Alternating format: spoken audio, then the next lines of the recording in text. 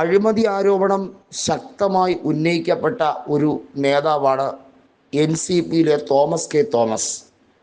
അദ്ദേഹം ഇപ്പോൾ നിലവിൽ ശരത് പവാറിൻ്റെ പക്ഷത്താണോ അജിത് പവാറിൻ്റെ പക്ഷത്താണോ എന്ന് ചോദിച്ചാൽ അദ്ദേഹം കൃത്യമായും പറയും രണ്ടുപേരും എനിക്ക് തുല്യരാണ് എന്ന രീതിയിൽ. എന്നാൽ തോമസ് കെ തോമസ് നിൽക്കുന്നത് അധികാരമുള്ളവൻ്റെ കൂടെയാണ്. ശരത് പവാർ ഇപ്പോൾ ഒന്നുമല്ല.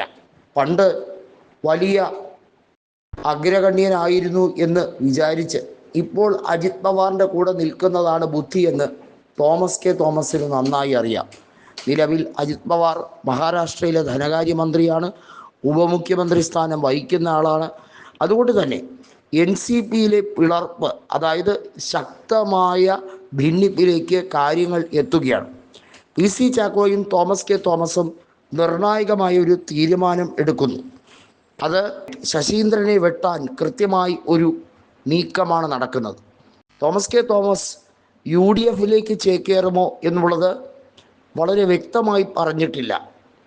നിലവിലെ രാഷ്ട്രീയ സാഹചര്യത്തിൽ NDAയോടൊപ്പമാണ് അജിത് പവാർ. എന്നാൽ തോമസ് കെ തോമസ് പ്രത്യേക ഘടകമാക്കാൻ വേണ്ടിയുള്ള രാഷ്ട്രീയ നീക്കമാണ്.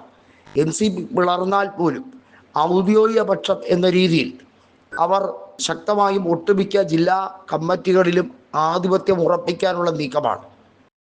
കോഴിക്കോടുള്ള എലത്തൂർ സിറ്റിംഗ് സീറ്റ്, NCPയുടെ സീറ്റ്, അവിടെ വിജയിച്ച AK ശശീന്ദ്രൻ ഇനി തെരഞ്ഞെടുപ്പ് രാഷ്ട്രീയത്തിൽ മത്സരിക്കാൻ ഇടയില്ല. ആ സീറ്റ് CPIM തിരികെ വാങ്ങും എന്നുള്ള രീതിയിലേക്ക് നീങ്ങുകയാണ്. അങ്ങനെ വന്നാൽ NCPയിൽ എല്ലാ ആധിപത്യവും PC ചാക്കോയ്ക്കും തോമസ് കെ തോമസിനുമായിരിക്കും. തോമസ് കെ തോമസ് നിർദ്ദേശിക്കുന്നയാൾ ആയിരിക്കും വീണ്ടും അധ്യക്ഷ സ്ഥാനത്തേക്ക് വരിക. അതുകൊണ്ട് തന്നെ PC ചാക്കോയ്ക്ക് അദ്ദേഹത്തിന് പിണക്കാനും കഴിയില്ല. തോമസ് ചാണ്ടിയുടെ സഹോദരൻ ധനികനായതുകൊണ്ട് മാത്രമല്ല, രാഷ്ട്രീയത്തിൽ വലിയ ചലനങ്ങൾ ഉണ്ടാക്കാൻ അടുത്ത നിയമസഭാ തെരഞ്ഞെടുപ്പിൽ കഴിയും.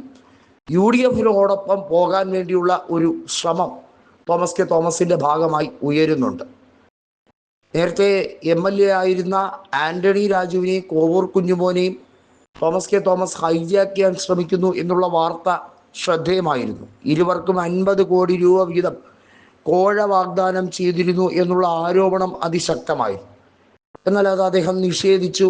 അത്തരത്തിൽ എന്തെങ്കിലും ഉണ്ടെങ്കിൽ തൻ്റെ രാഷ്ട്രീയ പൊതുജീവിതം അവസാനിപ്പിക്കാം എന്നുവരെ പറഞ്ഞു. എന്നാൽ ഇവിടെ ലക്ഷ്യം വയ്ക്കുന്നത് രണ്ട് കാര്യമാണ്. തിരുവനന്തപുരത്ത് ഇനി ആന്റണി രാജു നിന്നാൽ ജയിക്കില്ല. അതേസമയം കുന്നത്തൂരിൽ കോവൂർ കുഞ്ഞുമോൻ നിന്നാൽ ജയിക്കുകയും ചെയ്യും.